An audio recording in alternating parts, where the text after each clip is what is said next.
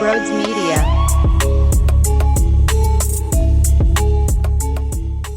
How about it, ladies and gentlemen? How about it? Phillies win. What does this mean? I don't know. I'm about to talk to you about that for the next 30 minutes. Before we do, though, if you are new to the channel, make sure you hit the subscribe button. We talk about Philadelphia sports every day here. The good, the bad, the ugly. If you want to take me on the road with you, you can.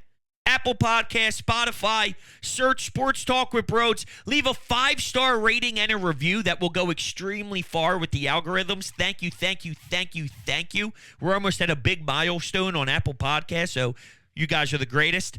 And lastly, if you are interested in 2 live streams a week here on YouTube with the very highly praised, award-winning live stream Coffee with Brodes, which never won an award, by the way, but it should. All you have to do is join the YouTube memberships here. All the information is down below. You also get access to our Discord channel. So if you're interested, there's that. Thank you all so much. Let's talk Phils. Enjoy the show. What's up, everybody? Welcome on in to Sports Talk with Brodes. A lot calmer this morning because last night I got to witness a victory. A 6-2 victory. They set themselves up to have a shot, which is important because if they could snag 2 out of 3 in Dodger Stadium, it would be a damn miracle, especially with Tyler Phillips on the bump in the rubber match. Now, we'll get more into Game 3 as we get along here. Where I want to start, though, is I am looking for optimism right now. That's fair, right? They have been so bad that I am going to try my very best, due to desperation, to look for reasons why they can get out of this bad rut. So, I have 3 potential sequences that happen in this win that maybe could snowball into positivity. I even have an honorable mention as well. So I'll start, and it's in no particular order. It's just 3 in general. I'll start with my number 1 here. My number 1 is they got timely hits when needed. Kyle Schwarber, 2-out knock. Thank you. Please. That's me. That's me at the time of the game. Please. 2 outs. I need you, dude. You're one of our top dogs. Please. Please. And he did. And to the team's credit, the following inning, so did Nick Castellanos and then Mundo Sosa, of all people. So a 4-0 lead. Let's work out in front. Let's attack. Let's get a lead. And let's help out Christopher Sanchez and even the bullpen by getting a comfy couple-run lead. I guess there's really no such thing as a comfortable lead with the way that this team has pissed them away lately. So that's why those 2, 3, 4 runs after Kyle Schwarber got things started was so important to me. And the best part about it was you got walked. You got hit by a pitch. The other team making costly mistakes. Well, against the Dodgers, you have to make them pay. It should sting. It needs to hurt. If you let them wiggle on by when they are putting you on the base paths for free, they'll probably have an answer at some point. So good for the Phils to get timely hits by 2 pieces that are, big money players in Kyle and Nick. And then with Mundo Sosa getting thrown in there for Bryson Stott and batting 9th in your lineup, the bottom of your lineup contributed in timely situations. That's number 1 in my list of potential turnaround sequences. Number 2, Matt Strahm and Jeff Hoffman in the 7th and 8th inning battled adversity, and not only that, did a remarkable job of answering the adversity. Christopher Sanchez was in the 7th inning. He allowed the first 2 men on without any outs. The score was 4-1 at that particular time. Sanchez did good. 6 innings pitched, 1 earned run ball. 7th got a little hairy. As much as I've ripped Rob Thompson in the recent past, reasonably so, I think he went to the pen at the right time. I'm cool with giving Sanchez the 7th as well, but he pushed the right buttons in this game. Good. Good. If I'm going to rip him when he's bad, then I got to at least give him the hat tip when he was right. And you'd say, well, Brodes, it was obvious to go to the pen. Well, I thought it was obvious to pinch hit Garrett Stubbs for JT Realmuto. I thought it was obvious to scream in the umpire's face when Brandon Marsh gets boned on a 3-1 pitch that would have walked him and put Nick up at the dish with bases loaded, but instead he ends up striking out due to the pathetic 3-1 strike call. So I thought there were obvious spots in games for Rob Thompson a day ago where he failed miserably.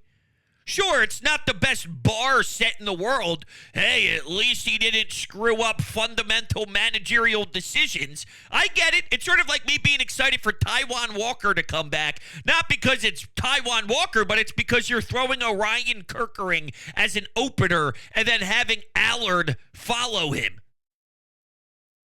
The bar is, at least it's a body, not woohoo, Taijuan Walker is coming back.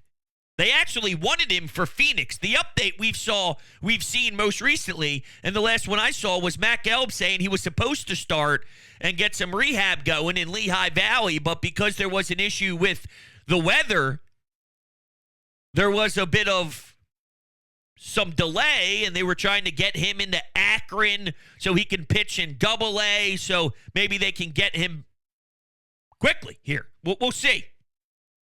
But anyway, with Matt Strahm and Hoffman, Matt Strahm with 2 men on, no outs, has a phenomenal outing, including getting Shohei Ohtani to pop up to right field to end the inning. And remember, this is the same guy that I was a little nervous about, considering when he saw Aaron Judge and Juan Soto against the Yankees, he was scared shitless. He said, I didn't want to attack. You don't want to attack? What do you mean? You have to.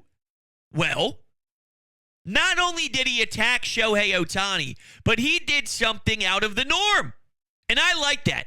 It means he had cubes. It means he had stones in a big spot to maybe go into his bag a bit. And what do I mean? Well, JT Realmuto and him went to a cutter. He hasn't thrown a cutter since spring training of last year, and the last time he did it, someone took it 400 feet foul.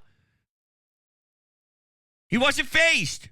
I got to do what I got to do to go after Ohtani. I might have to get uncomfortable to get a good result. I like that. I like maybe doing something out of the ordinary if need be when seeing such a special weapon in the box with the bat in their hands. And it resulted in a good pitch sequence for Strahm, and he gets out of it without any runs being scored. I thought Matt Strahm was dominant. And let's get to Jeff Hoffman. Let's not sugarcoat things. When Teoscar Hernandez took him deep, everybody thought, uh-oh. You know what he did after that? Electricity. That's what he did. He did electricity. Cruise control.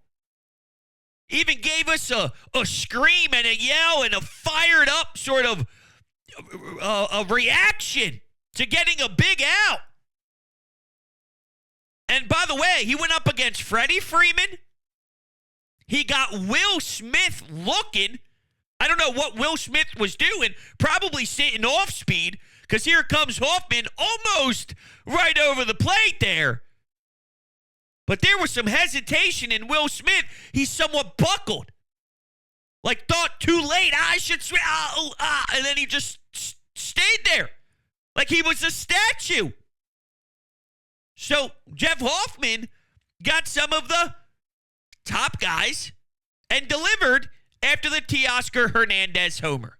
So number 2 is Matt Strahm and Jeff Hoffman battling the adversity and getting a good feel of what Dave Dombrowski's vision was when trading for Estevez at the deadline. 7, 8, 9, Strahm, Hoffman, Estevez. And you went through it pretty smoothly. Maybe there's some good mojo that can occur due to seeing it, feeling it, witnessing it. Let's get confident with it. And number 3, they pulled away in the 9th. Edmundo Sosa, Kyle Schwarber, back-to-back bombs. Give them breathing room, fellas. Give Estevez as much to work with as you can. I loved that they were able to tack more on late. Let's not even worry about an uncomfortable 9th. Let's not even play any games. It's time to get this dub and move on to the rubber match. So I want to be very clear. Do I think that this is going to be the turnaround? Probably not. I've been fooled pretty recently before. They went on a 6-game losing streak after the last Optimism ride happened. After they beat Seattle on Sunday to still lose the series, but at least see Bryce Harper have a couple of hits, including a home run, there was some positivity after that one. I wasn't buying into it heavily, but there was some optimism after that one. I need to see sustained success here. My gut tells me Tyler Phillips will keep them involved. I don't think he's going to get as pounded as he did against Seattle, where he gave up 8 earned runs in barely 2 innings. I mean, if that's the case, goddamn. I'm going to be aggravated that I was anticipating a 10-10 start and super excited to see if they can get off this little bad losing streak with series. I'm pretty excited to see them actually go out there and compete and try and win a damn series for once against a good opponent, too. And if they just shit the bed right from the rip, I'm going to be pretty devastated. They did take the season series from the Dodgers, which is big if there's some version of tiebreakers and getting a series at Citizens Bank Park instead of having to go to Dodger Stadium and all. And that is crucial. Don't get me wrong, that's crucial. But the team needs to play better ball right now for me to even feel any sort of positivity towards playoff talk. I'm not at playoff talk right now. You know what talk I'm in? Back end of the regular season talk. Win a damn series talk. How's that? Win a damn series talk. So the question I ask you is, because you saw them win in Game 2, do you trust them to finally take a series? I don't.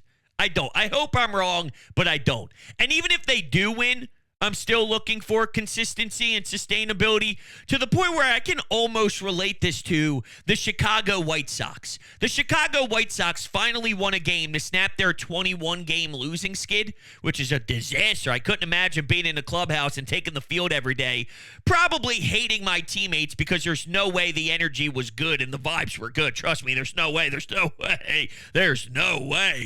I couldn't imagine showing up to the ballpark every day knowing that you're just going to get obliterated in so many different ways. Very selfish when you're in the box, just thinking about yourself. And I get it. I would be too, quite frankly. I mean, at that point, you got to look out for yourself. You're playing for your MLB career, some of you guys. Got to try and make some noise best you can. So hopefully someone could trade for you. And you can maybe sign arbitration years elsewhere, or whatever the case is, depending on your current state of your contract. But anyway, they were able to win a game. They're not good. They were able to win a game. The Phillies are good, but just in regards to how they've been playing, it's been definitely down. If they win this rubber match and they take 2 out of 3, it could just be, in a bigger sense, just like the White Sox winning a game. Yeah, that's great in theory, but does it mean anything actually? They then have to follow it up with something against Arizona. Because if they fall against Arizona, well, then you lose in Seattle, win in LA, lose in Arizona. Not good enough.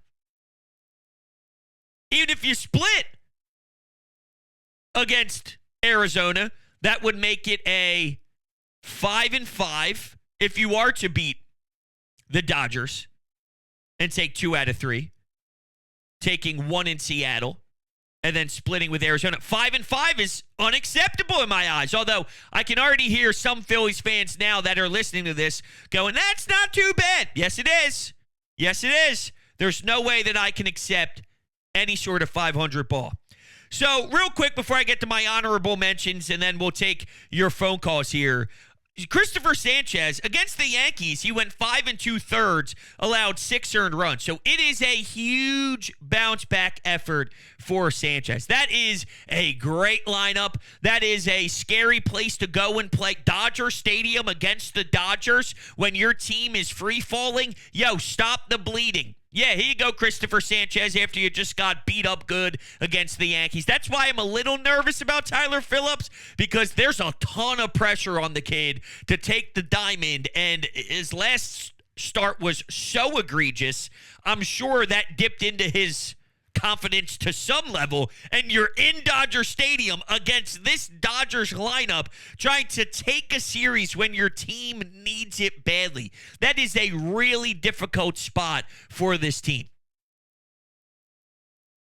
I was a little surprised to see Brandon Marsh in the lineup against Clayton Kershaw with a lefty.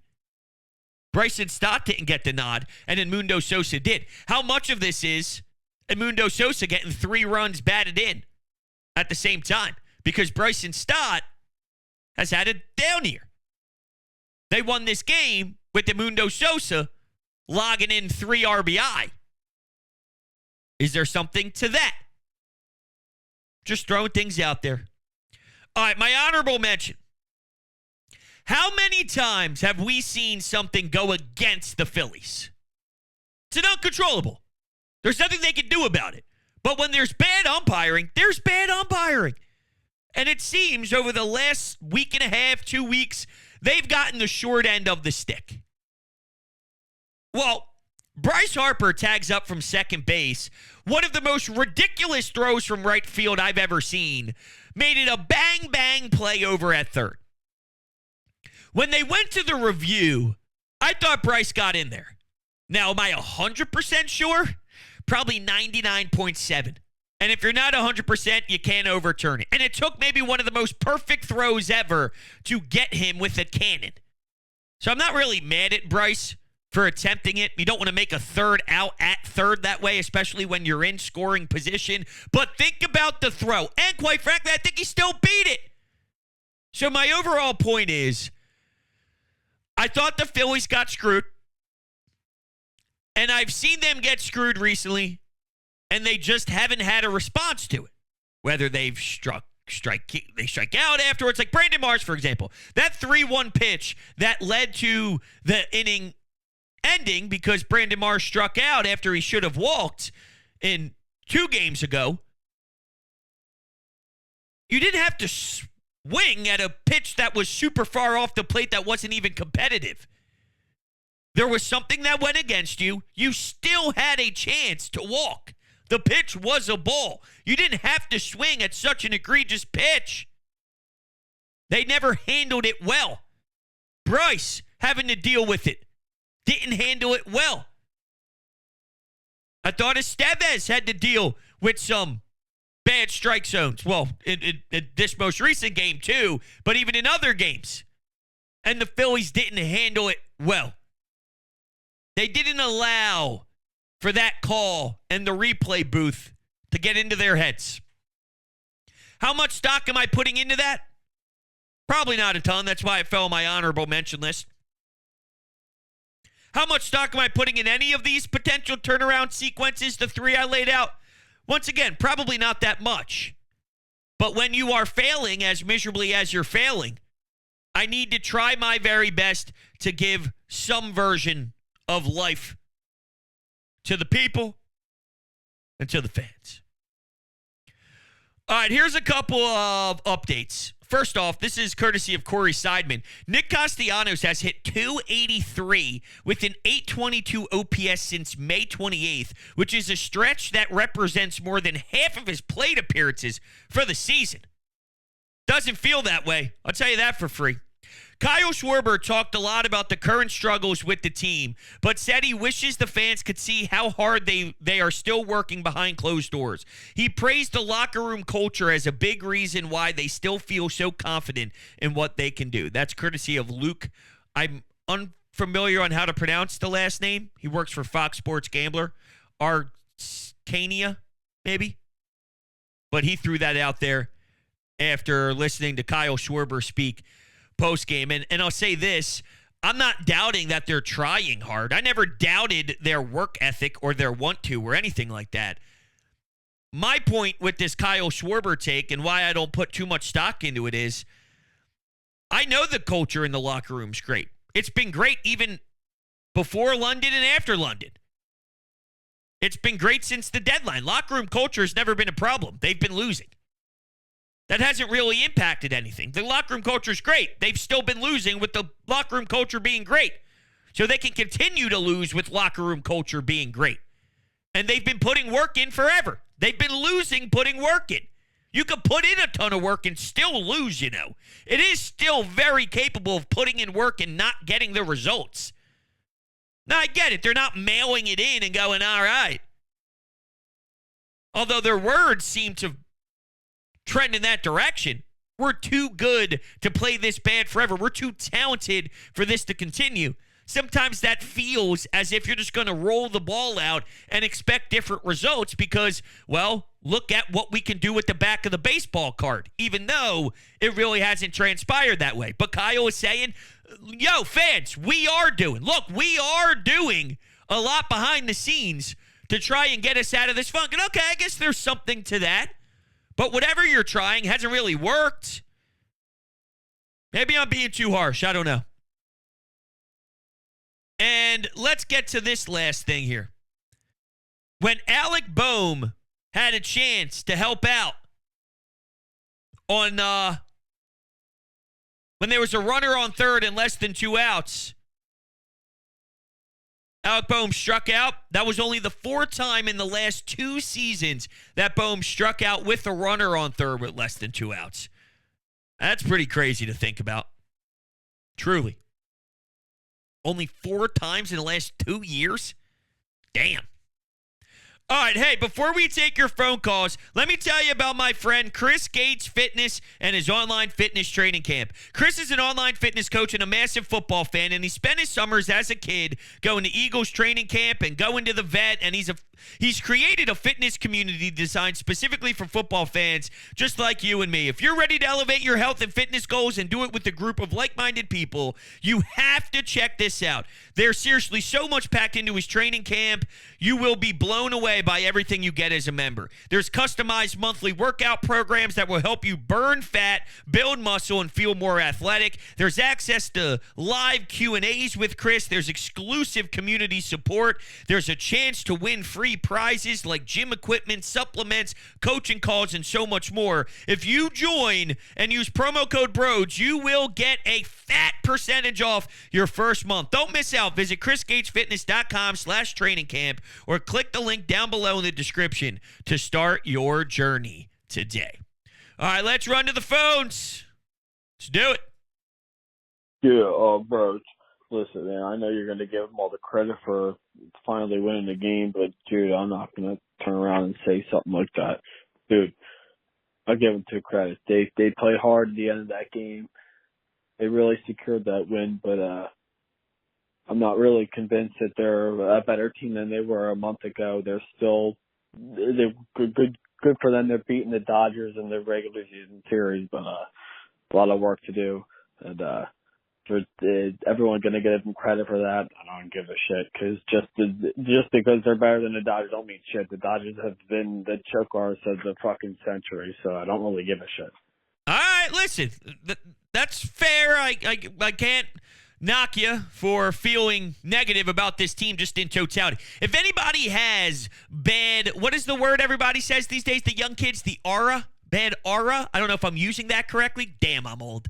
But anyway, if you have a bad energy shift towards the team right now and you're not taking that much pride in beating the Dodgers in the regular season when you're in this free fall, okay, yeah, I'm with you.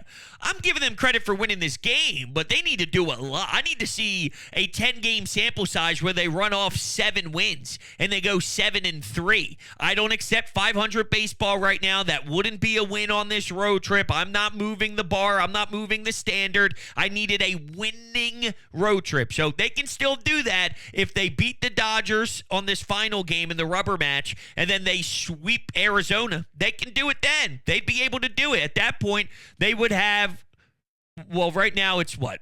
They played 5 games and they played 5 games. They're 2-3 in 5 games. If they win, they'd be 3-3 and then they sweep. No, wait, there's a way. They could lose the series to the Dodgers and then sweep Arizona. And as much as that would be a 6-4 record, I'd still probably be pissed off about that because that meant you dropped 2 series to make it 8 straight series in a row. Sweeping Arizona in a 4-game set after that would be solid, don't get me wrong, but you still would have lost 2 out of the 3 series on the road. I don't know. Listen, context matters. I'd have to see how it all happened. Regardless, don't lose a series to the Dodgers. Let's start there. Don't lose a damn series to the Dodgers. So I get the frustration. I do. And I'm not going to push back on it because as soon as you break me, it's hard to win me back. And there's no denying that on Saturday, after they lost 10-2 to the Seattle Mariners, that was a Friday night game. Saturday, I woke up and I said, they absolutely tore me into a billion pieces. It's hard to super glue me back together. Now, speaking of this rubber match, the Dodgers are pitching Stone, who is 9-5. That's his record with a 3.63 ERA, for whatever that's worth. The problem is Tyler Phillips is an unknown. He's an unknown right now. Back to the phones. Kyle Schwarber just hit a ball so hard that it registered an earthquake in California. Finally, I can say this. Good win from the Phils. Go Phillies, baby. We're back. Let's go. Oh, no. He's going with the we're back. I can't even fake it. I really can't. I can't even pretend for a little bit that it's all great and there's so much glory here and we're thrilled and we're excited.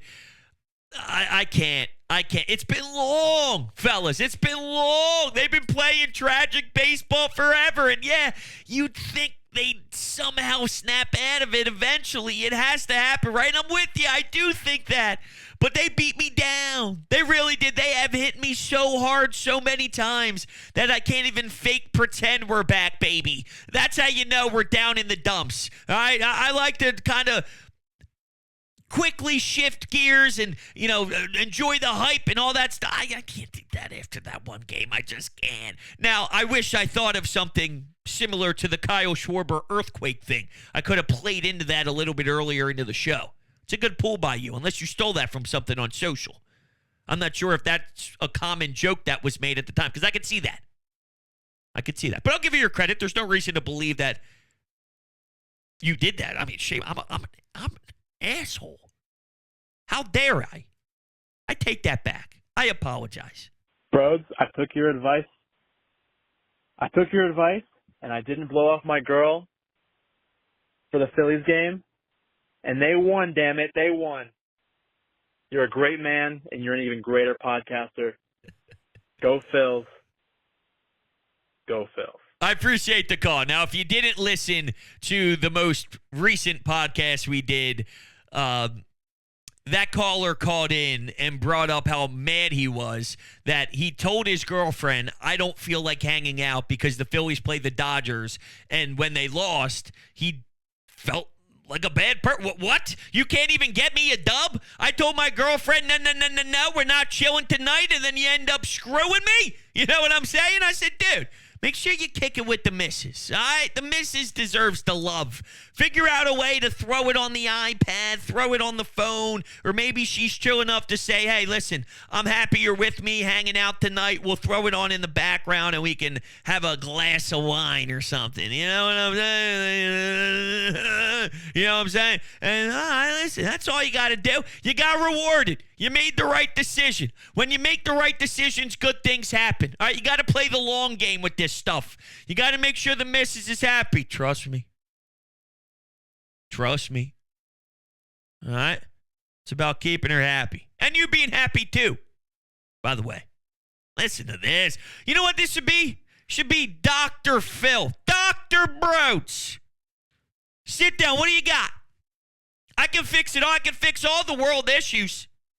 I can fix relationship problems. I could be a little Jerry Springer tied with a little Maury, tied with a little Dr. Phil.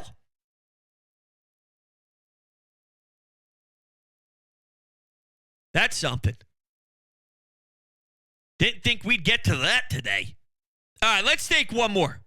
Hey, bros, I'm calling after the game. That was such a good win today. I thought Christopher Sanchez pitched amazing, and Edmundo Sosa and Kyle Schwarber going back-to-back really gave Estevez that nice little cushion in the ninth inning. And just an overall great win today, and we won the season series over the Dodgers. Yes, we did. We did win that season series against the Dodgers. Season series. Let's fix that real quick. Season series. Not the series yet. We'll see, though. Come on, Tyler Phillips. I need you, dude. I need you. Yo, offense, I need you. You got to do this for my own sanity. You got to do this for my blood pressure. Please, I beg of you. I need you. Let's see how it goes. Appreciate you guys to death. Thank you all so much and enjoy. Nope. Thank you all so much. I'll see you on the next one.